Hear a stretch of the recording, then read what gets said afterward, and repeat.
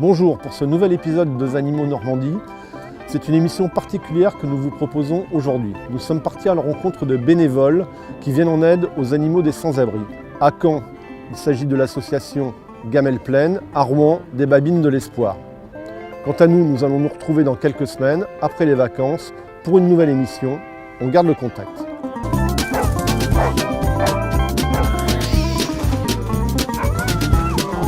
Alors Johan, est-ce que tu peux nous expliquer ce que vous faites ici dans le local de l'association Gamelle Plaine à Caen?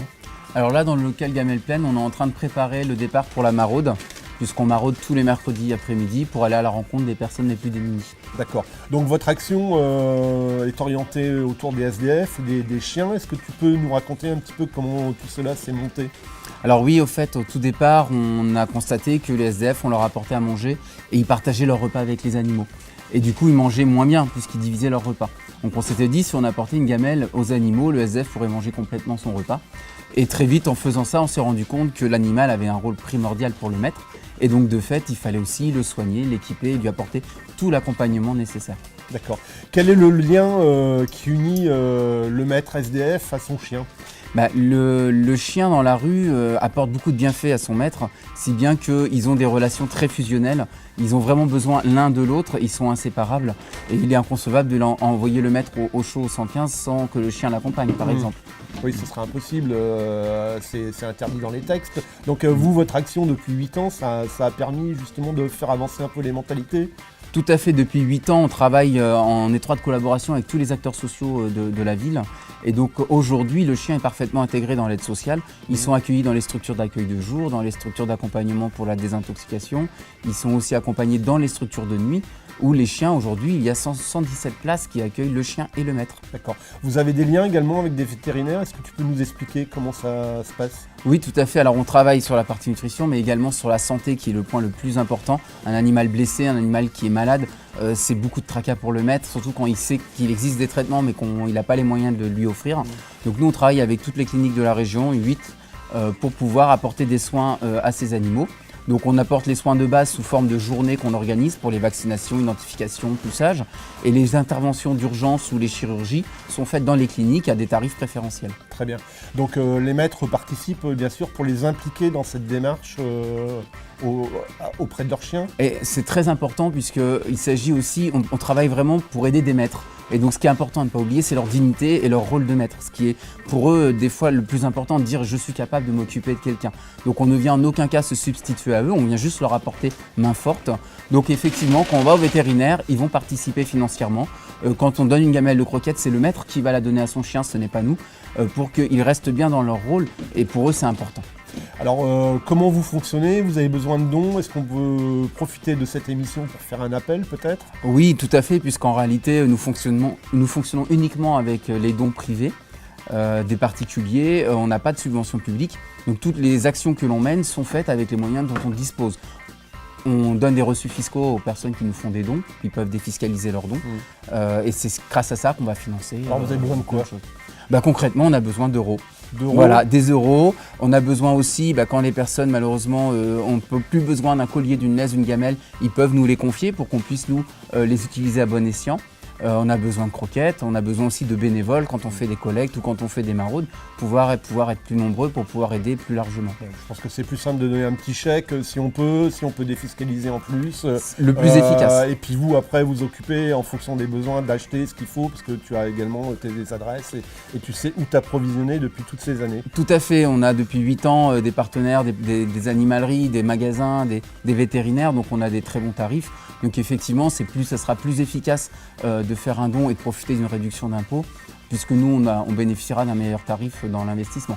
Et on utilise des fonds à bon escient toujours. Alors une dernière question, où en est aujourd'hui l'association Gamelle Plaine qui a démarré à Caen et qui a eu d'ailleurs le prix de l'innovation sociale en 2011?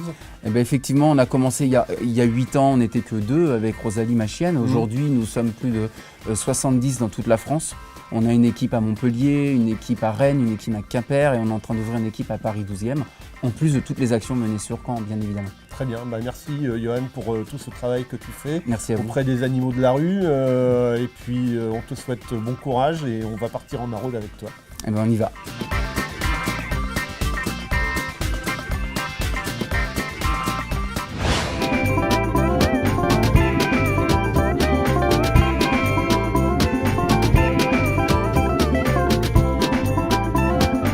Nous sommes à Rouen ce soir en compagnie de Jay de l'association Les Babines de l'Espoir.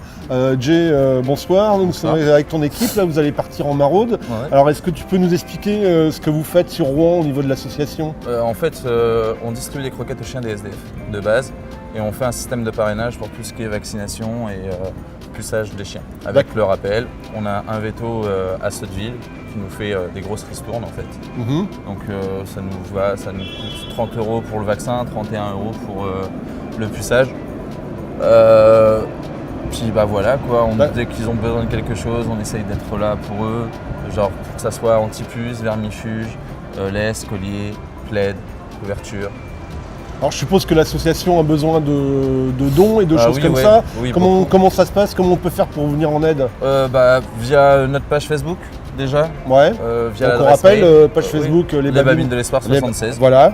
Et l'adresse mail, lesbabines de l'espoir 76@gmail.com. Ok. Donc à partir de là, vous pouvez faire des dons, vous pouvez venir discuter avec nous. Vous préférez quoi, des dons en nature ou des croquettes, des colliers? Ça servira toujours en fait. On prend tout ce qu'on nous donne, on n'hésite pas sur tout ce qui est matériel parce que ça coûte quand même excessivement cher. Les croquettes, c'est quand même assez simple à avoir.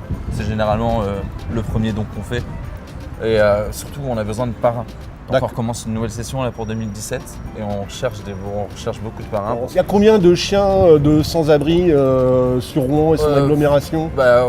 Comme je te disais tout à l'heure, en fait, depuis le mois de septembre à aujourd'hui, j'en ai compté 40. 40 à peu près. Ouais, et pourquoi les sans-abri ont des chiens? Qu'est-ce que ça a d'important pour eux? Ça évite la solitude déjà. Ouais. Et un chien, ça reste toujours fidèle, peu importe son maître, peu importe ce qu'il fait ou peu importe où il est. Ça change rien, ça fait de la compagnie, ça évite aussi la dépression. Et puis je pense que c'est quand même une petite sécurité derrière pour certains.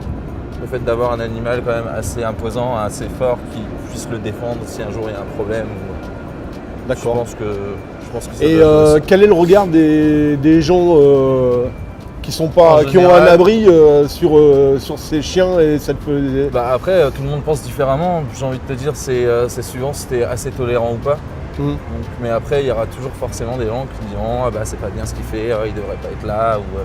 Enfin, souvent, ce qu'on dit, c'est que les chiens de sans-abri, ils sont parfois mieux traités. Mais ils sont parfois mieux traités que des chiens qui ont des abris et qui sont nourris tous les jours avec la gamelle. Hein, ça, c'est sûr. On est bien d'accord. Mais il y en a beaucoup qui pensent le contraire aussi, tu vois. Ouais. Mais les chiens des SDF sont généralement bien portants, ils sont bien nourris, ils marchent assez souvent, ils font du sport, ils sont assez physiques.